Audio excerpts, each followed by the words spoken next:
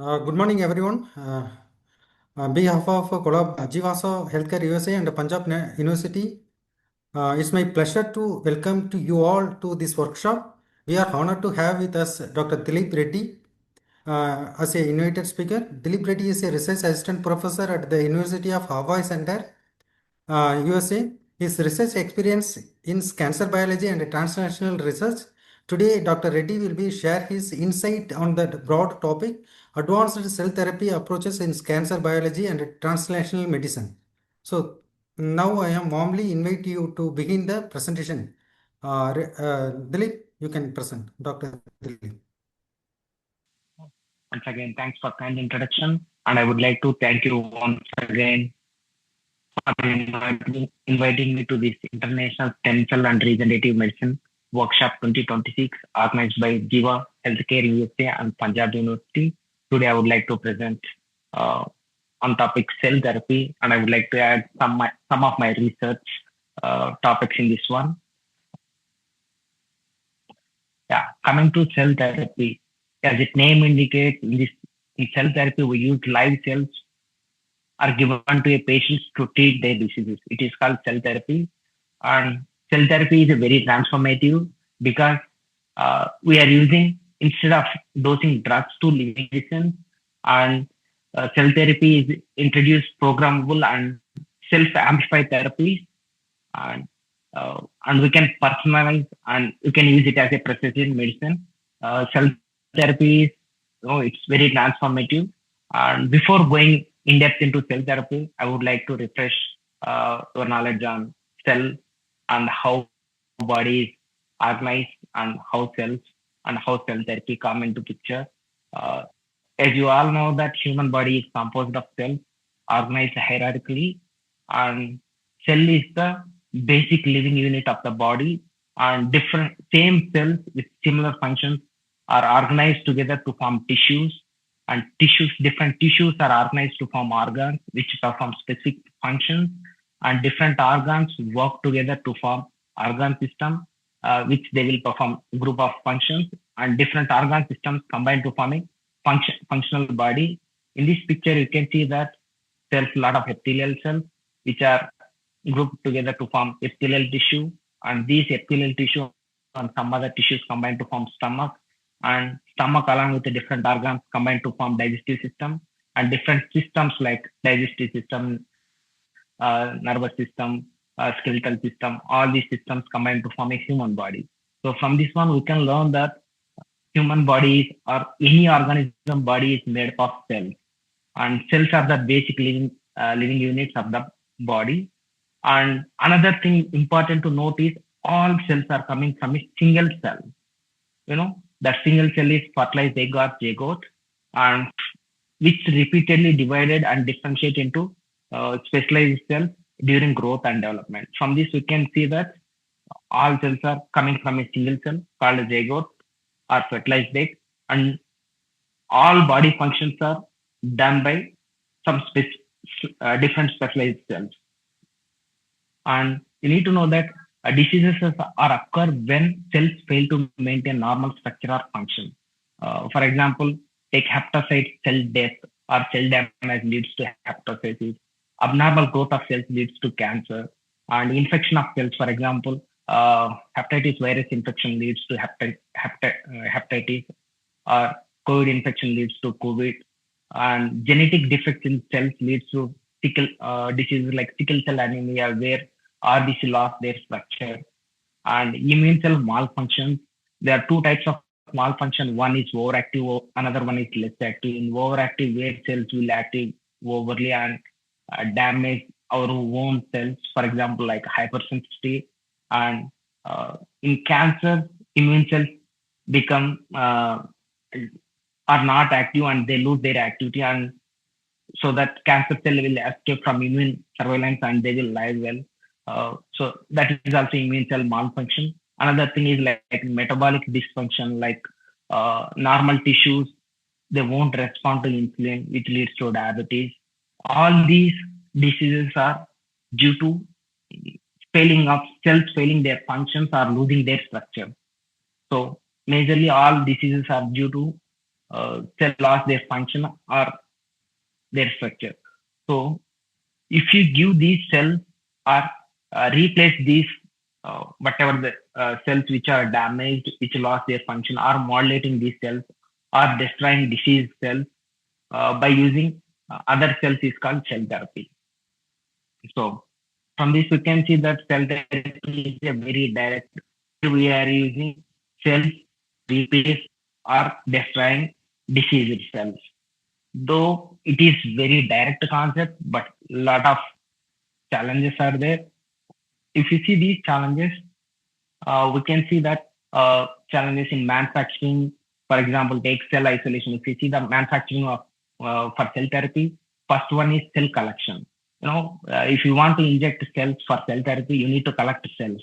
Uh, you can collect cells from the patient itself, where it is called autologous, and there won't be any immune rejection. But the cost is very high and it is very complex because for every patient we need to culture cells and we need to modify them according to the patient. So it is very complex and costly, but there won't be any immune rejection. And another thing is allogenic, where we will collect cells from other patients. No, sorry, it's not other patients or donors who are related to patients or any other healthy donor. We call these are off-shelf cells, but and also called allogenic cells. But the thing is, we need to there will be immune rejection, so we need to have immune evasion strategies where we can inhibit this immune rejection. But the thing is very cheaper when compared to autologous. And second one is cell activation and genetic modification. If you see cell activation, for example, in hepatitis, we need to give cells which can produce albumin or hepatocyte-like cells. So we need to make normal stem cells into hepatocytes-like cells. So we need to differentiate these cells towards the hepatocytes. Or in gene modification, for example, CAR T cells, where in cancer we will generate CAR T cells. CAR T cells, CAR means chimeric antigen receptor, where these cells will identify receptor on cancer cells and kill those cancer cells. To introduce these CAR antigen receptor, we need to introduce new genes into the cell, and which is called gene modifications, where we will destroy the T cell receptor and we will place CAR antigen instead of T receptor. This is gene modification or cell activation and expansion and formulation. We need to expand all these cells once we are modifying these cells. And then quality control, you need to check their identity, and we should not change patient to patient. Like, for example, in autologous, you need to make sure there won't be any cross contamination and potency of the cells. Like if it is cell activated, activated cells or modified cells, means you need to make sure that all cells are activated and all are modified according to patient needs. Or genetic modification means when we genetically modify cells, all cells will not be modified, very few cells will be modified. We need to collect those cells, only modified cells, and then we need to make sure that they are really active. For example, CAR T cells, we need to make sure these CAR T cells are really identifying cancer antigen and killing these cancer cells. And then next step is infusion. So this is how manufacturing workflows, and there are several complications during manufacturing itself, and there are other complications after transfusion, for example, like toxicity, like cytokine syndrome and neurotoxicity in CAR T cells, and limited efficacy in solid tumors. Though CAR T cells are very famous, as of now, only CAR T cells are used for hematological malignancies, where these are liquid tumors. For solid tumors, there are no CAR T cells, still research is going on. So, main reason is limited efficacy in solid tumors. These CAR T cells are not properly infiltrating into solid tumors and unable to kill these tumor cells. Another thing is manufacturing complexity and cost, as I already discussed. Based upon the source, cost will vary, and persistence, homing, and immune escape. As you know that once you injected cells, it need to be homed or it need to be transplanted in correct place for doing their function. And second one is immune escape. For autologous, there won't be any problem, but for allogenic, there is a lot of problem, and people are doing research on this one to improve immune escape mechanisms. And based upon the cell therapy, cell therapy depend upon the types of cells we are transplanting, there are different categories are there. For example, like stem cell based therapies, somatic cell therapies, and immune cell therapies. There are three different categories are there based upon the which type of cell we are transplanting. Uh, First one is stem cell based therapy. Here, people are using hematopoietic stem cell transplantation, where a lot of it is very successful one, and it is first kind of stem cell therapy where generally it is used for standard care for leukemias and lymphomas, where people use bone marrow transplantation. And second one is mesenchymal stromal cells. Uh, these are also stem cells collected from bone marrow or cord blood or different tissues. Mostly it is used in inflammatory disorder and uh, immune rejection is very less in these kind of cells. And another one is pluripotent stem cells, where embryonic stem cells are induced pluripotent stem cells are differentiated into specific lineage and give it to patients. All in all these categories, stem cells are used, but different kind of stem cells are using. Uh, Previously, I worked when I was in Chennai. I worked in stem cell research center where we use mesenchymal stem cells derived from bone marrow and cord blood and differentiated into haptocyte-like cells and transplanted into mice. Though the project aim is uh, generating cells, haptocyte-like cells, and transplanted to humans. Uh, when I was there, I transplanted only from mice. Uh, I don't know what is the status of the project now, but I worked a little with this one. And another thing is somatic stem cell therapies, chondrocytes, keratocytes, pancreatic islets. These are differentiated cells are given to directly to patients. For example, pancreatic islets for diabetic patients, type 1 diabetes. We can give these pancreatic islets and can cure the type 1 diabetes.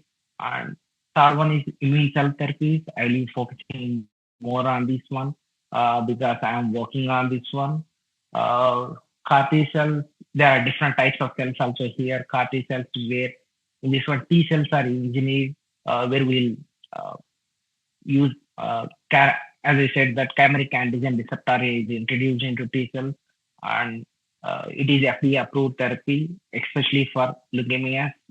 There are only two targets are there. One is CD19 and another one is BCMA. And TCR-T cells, there is only one therapy recently approved.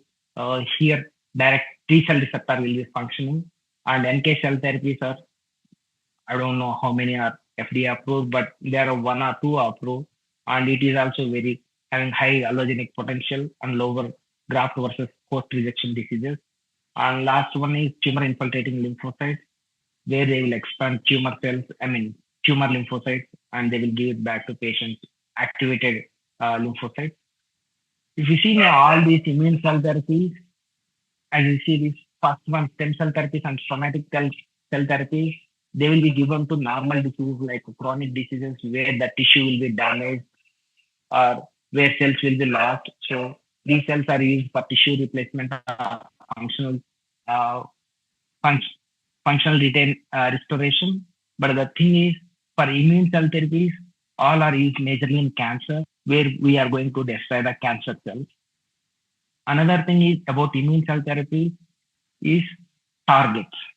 So if you want to destroy a cell, we need to identify particularly that cell and we need to kill that cell. So we need to train these cells to kill specifically one type of cell. So that is called to identify the target, we need to mark the target. For that, we need to have some target protein. For example, see in these CAR T cells, CD19 and BCMA, these two are the target protein because these two proteins are highly expressed in cancer cells, especially in leukemia, hematological malignancies, and we will kill these cancer cells by targeting these two proteins. These two proteins will be very expressed very less in normal cells, so there won't be much toxicity. So for immune cell therapies, target identification is very important. Why it is very important, I will discuss further here in this one. These are the different products of CAR T cells which are approved in FDA approved in USA, and you can see all these indications. That means diseases these products are used are melanomas or B-site lymphoma are hematological malignancies, and you can see these target proteins are all are BCMA and CD19, and there are co-stimulatory molecules also there. There are used only two co-stimulatory molecules are there, one 4-1BB and CD28, and you can see all these are CAR T cells orthologous.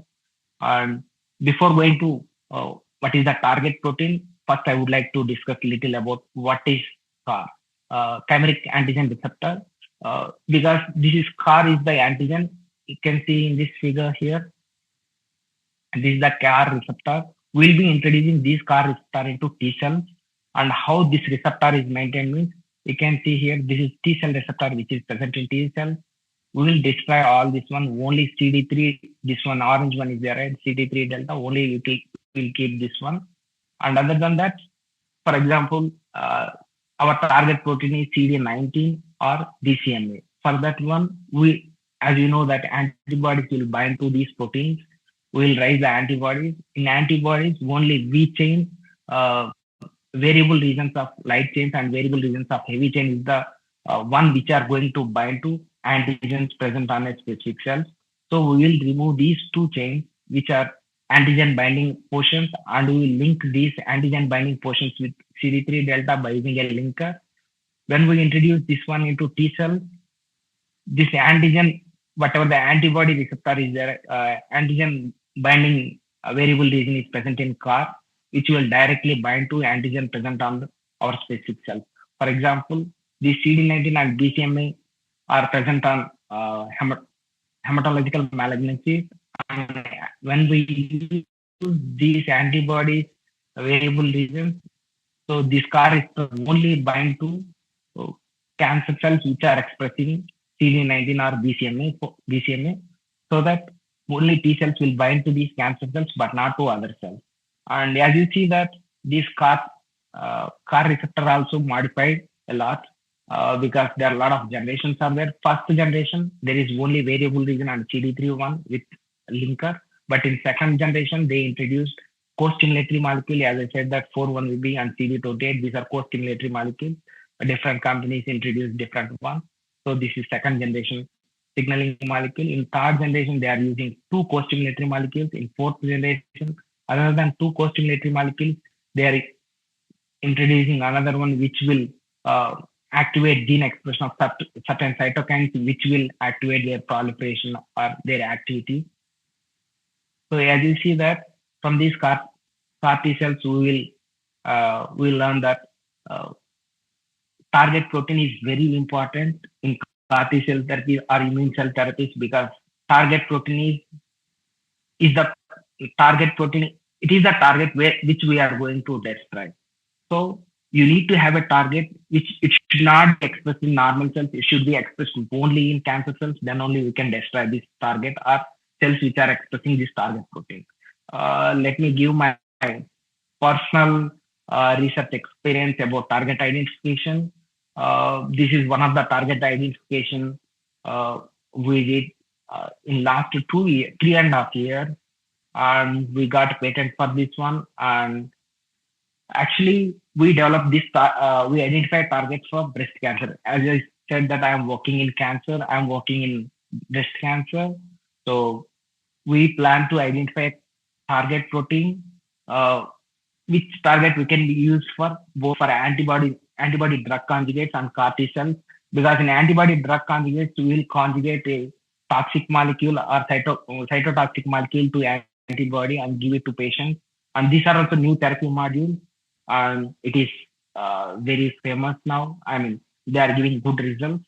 So we identify target which can be used for both ADC generation and CAR T cells, and we generated ADC and we got good results, and we applied for patents.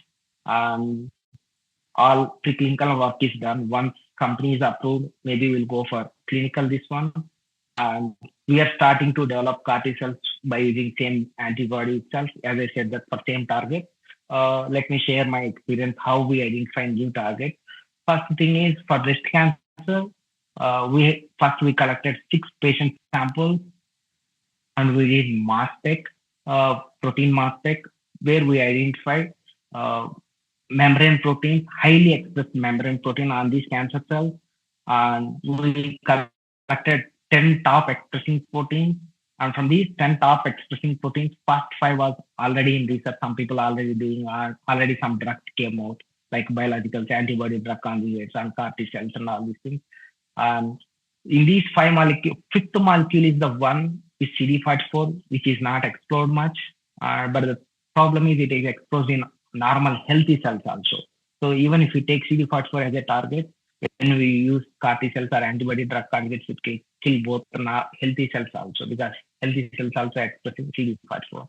And when we further explored the data and everything, we identified that there are a lot of isoforms are there for CD44, especially CD44 variant 3, variant 6, and variant 9.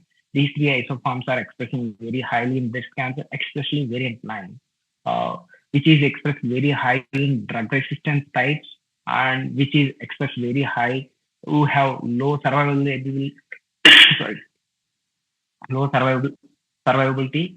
So we identify that, and there are a lot of reports stating that CD44V9 is a kind of stem cell marker, and it is also promoting, which is involved in a lot of malignancies other than breast cancer. So we explored further about CD44V9, and first thing is we did IHC. Here you can see breast cancer PDX. We used both ER positive, HER2 positive, and triple negative breast cancer. These are all three subtypes we used.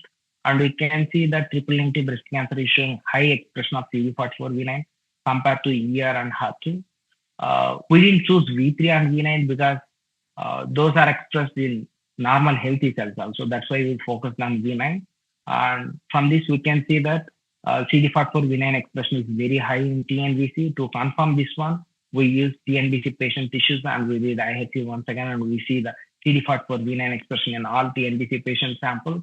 And other than that, we did FACS for nearly 60 cell lines, breast cancer cell lines. All TNBC cells are expressing, not only TNBC, other cells also expressing CD44V9, but almost all TNBC cells are expressing. Only few group cells are not expressing from TNBC itself. These TNBC cells are mesenchymal cells. And all TNBC cells which are expressing CD44V9 are epithelial cells. From this, we identify that all epithelial TNBC cells are expressing CD44V9. And from this, we can identify that CD44V9 is a good target for CAR T cells or ADC. To confirm this, we need to confirm that CD44V9 should not be expressed in normal cells. That's why we did microarray, normal human tissue microarray when we did IHC, and we can see that lung, heart, lung, liver, breast, kidney, spleen, spine muscle, skin, thyroid, and in all these organs, there is no CD44V9 expression. Very little expression was there in esophagus and skin. Once again, but we checked once again facts for this GI esophagus, epithelial cells. When we read facts, there is no positive cells for CD44V9, but we see little protein expression in Western blot. So it might be due to that CD44 is expressing only inside the cell, not on the cell membrane.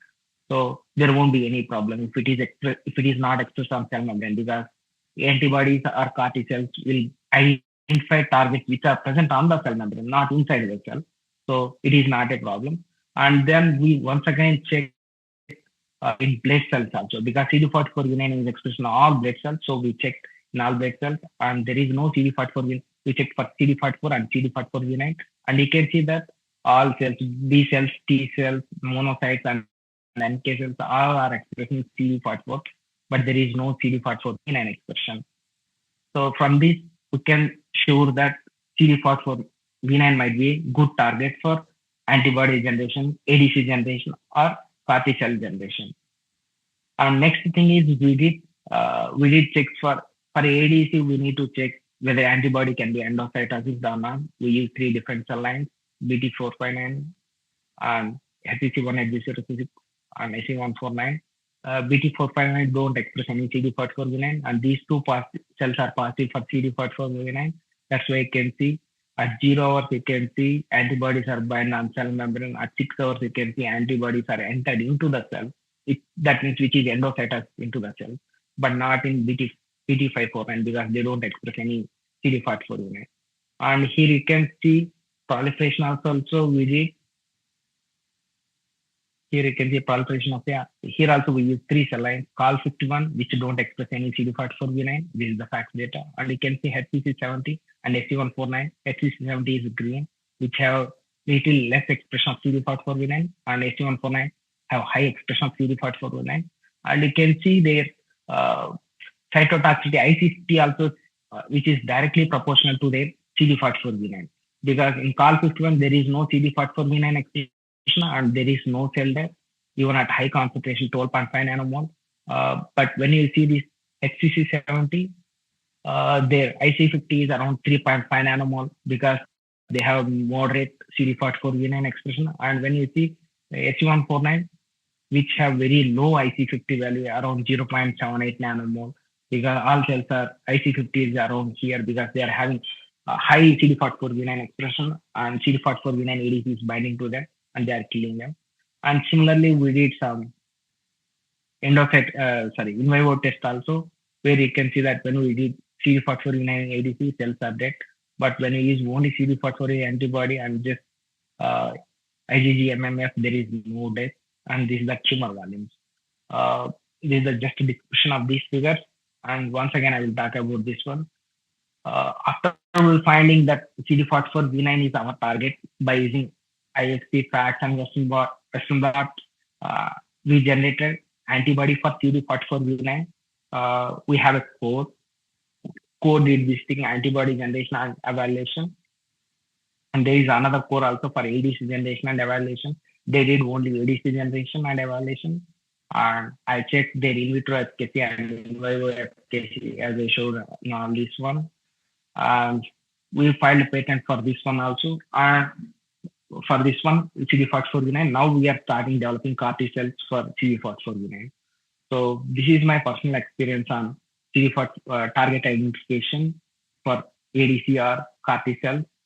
And as you see that those cell therapies, it's like straightforward concept.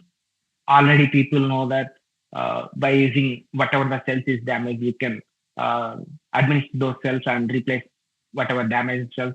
It's straightforward concept. But the thing is, there are a lot of problems are associated with that one because development of these cells and transplantation.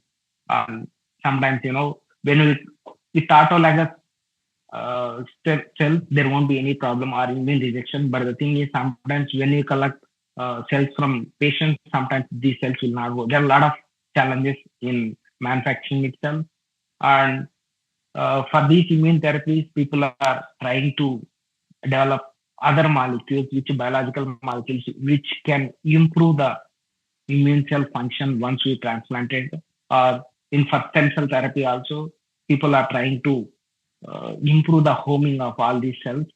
So there are a lot of, accessory things like which will promote these cell therapies. Research is going on. So as time constraints, I will stop here. Thank you for giving this opportunity. I would like to thank Jeevasa Healthcare USA Chairman Dr. Devan Patel, Director Jaydas Gupta, and Senior Scientist Kumar Subramanian and Punjab University for inviting me for this talk. If you have any doubts, you can email me to this email ID as shown in this presentation. Thank you very much.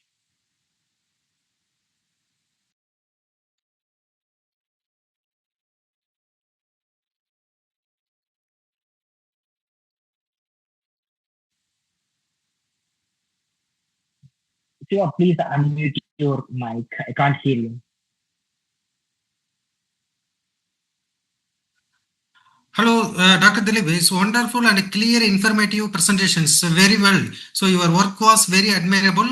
So this is definitely useful for our students as well as professors. So behalf of our Jeevasa Healthcare USA and Punjab University, we would like to thank you. So we have some questions on behalf of students and professors. So can I go? Yeah, please go on. Hello. Yeah. Yeah. So that you are saying, Dr. Dileep, immune cells are used. They are using allogenic and autogenic, right? Two method they are using. Is it possible to use that immune cells allogenic? Yeah, nowadays people are trying to do that one because at allogenic there is a problem. These cells are derived from donors and they are not from same patients because HLA will be different on these cells. So there will be a lot of immune reaction like graft versus host rejection diseases will be there. So we need to use like immunosuppressives there. Okay. But nowadays people are doing research in a Okay. different direction where they use stem cells and they are Okay. differentiating into immune cells and they are removing the markers like Okay. HLA1 or PDL1, which will promote these, uh, you know, graft versus host reactions. But it's possible, but not now. In future, people are doing research on that. Okay. Okay. Okay. Thank you. Thank you. And one more question, Dr. Anyone? Dilip. So Yeah, CAR T cells, so like engineered cells. Hello. yeah, Hello, Dr. Dilip. yeah. I can hear you. Go on, please. Yeah. CAR T cells is like yeah, CAR T cells is, it's like iPSC stem cells, like we have to engineer that cells, like iPSC stem cells. iPSC induced Oh, pluripotent stem cells is we are making that. Hello, we are we are yeah, making yeah. iPSC Uh, stem cells by adding some chemicals, by adding some growth factor, additional growth factor, extra growth factor. It yeah, will be no, no. differentiate like iPSC. Yeah. No, it's not like that. Actually, in future it might be happening, but as of now, CAR T cell therapies, like as shown in this figure here, you can see that, right? Most of the CAR T cell therapies Okay. are autologous, so they are not taking Okay. any cells from donor. They are taking cells from directly from patients itself. They are using leukapheresis, where they will collect blood from the collected blood. They will collect only white blood cells and repump the remaining blood back to patients, and they will collect all Okay. white blood cells and they will reprogram these T cells in lab. Like Okay. I think you might have heard about uh, like genetic manipulation, where people use some insulin gene and insert it into other cells to produce insulin. Similarly, here also we introduce CAR-T CAR receptor into these T cells and grow these T cells, and we will make sure that these CAR T cells are binding to cancer cells and are killing them, and then we will inject back into patient. So these are not like induced Okay. pluripotent cells. These are normal T cells. We'll isolate T cells and modify little on the T cell, and we'll give it back to same patient itself. Okay. Okay. Dilip, I have final questions. Sorry for taking your time Yeah. for long. Yeah. Final questions is we are isolating keratinocytes from skin, adipocytes Mm-hmm. from fat, and myocytes from Yeah. muscles. So bone, osteoblasts Okay. from bone, right? So when we are isolating those Yeah. cells from separate, organ, that cells we can put it that same.